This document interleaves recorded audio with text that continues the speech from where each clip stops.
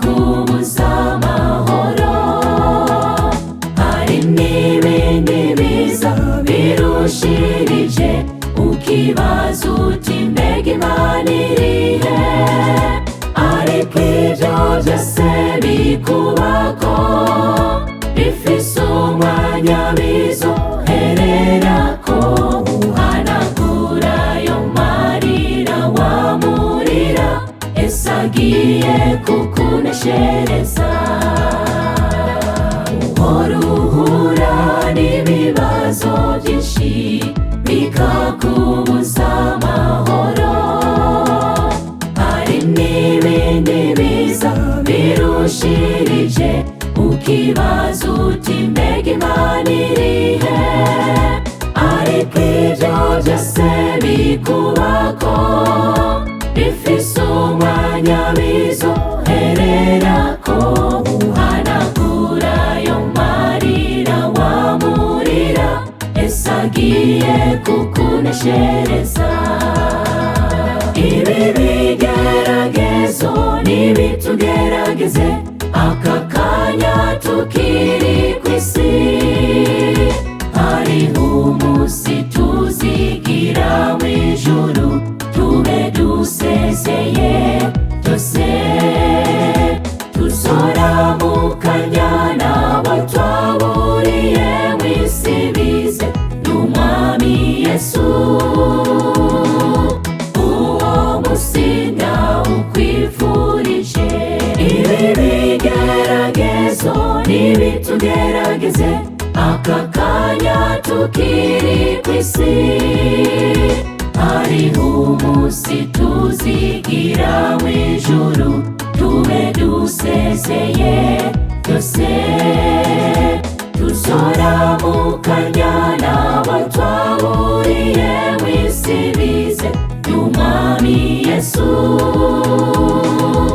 Uwo munsi ndawukwifurije.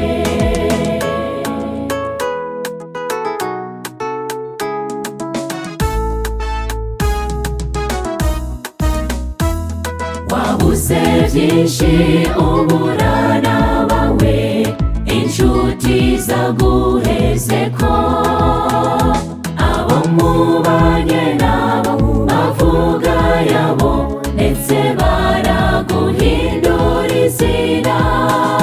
Bamwe bakwita kuri ntabyara, abandi nabo ngufise imikoshi. Iramiriza aho nyene unaniriwe, Imana nihitangurira. Wabuze byinshi uburana bawe, inshuti zaguhezeko.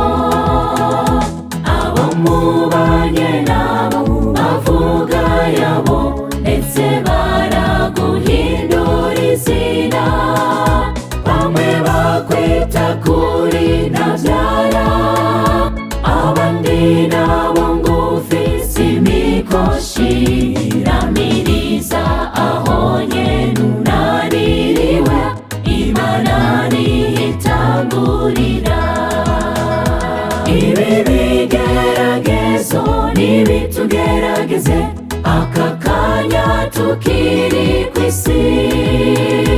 Hariho umunsi tuzigira mw'ijuru, tube dusezeye byose. Tuzoramukanya n'abo twaburiye mw'isi bize n'Umwami Yesu.